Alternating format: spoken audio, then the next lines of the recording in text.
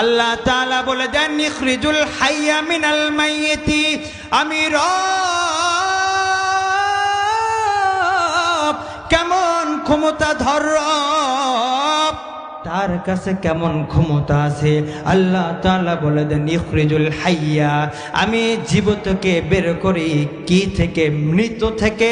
আল্লাহ তাআলা বলে দেন ইখরিজুল হাইয়া মিনাল মাইয়িতি, মাইয়িত মৃত থেকে আল্লাহ তাআলা জীবিত বস্তু বের করে। বিশ্বাস হয়? বিশ্বাস হয়? আল্লাহ তাআলা বলে দেন মৃত জিনিস থেকে আল্লাহ তাআলা জীবিত জিনিস বের করেন। মুরগির ডিম চিনেন?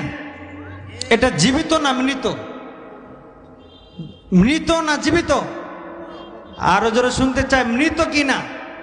এটা ভিতর থেকে যেটা বের হয় এটা কি? জীবিত না?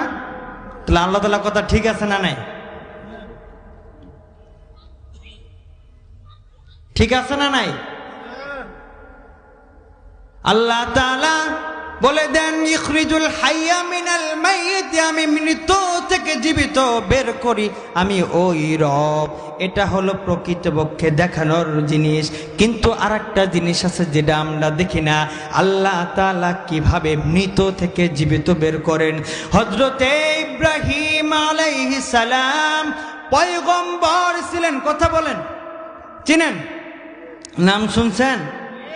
ইব্রাহিম আলাইহিস সালামের পিতা কে ছিলেন? আজর ছিলেন। তার পিতা মুসলমান ছিলেন। মুসলমান ছিলেন?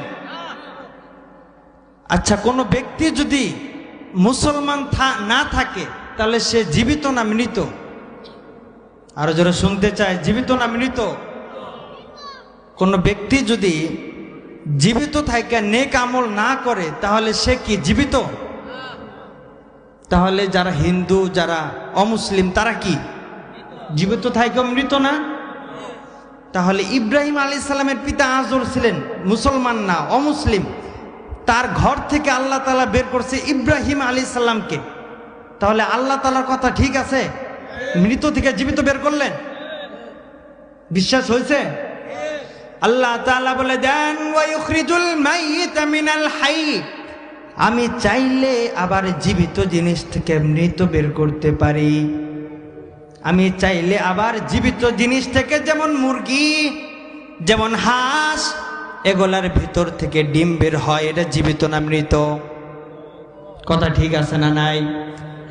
আবার আরেকটা জিনিস লক্ষ্য করেন, পয়গম্বর নূহ আলাইহিস সালাম তিনি একজন নবী।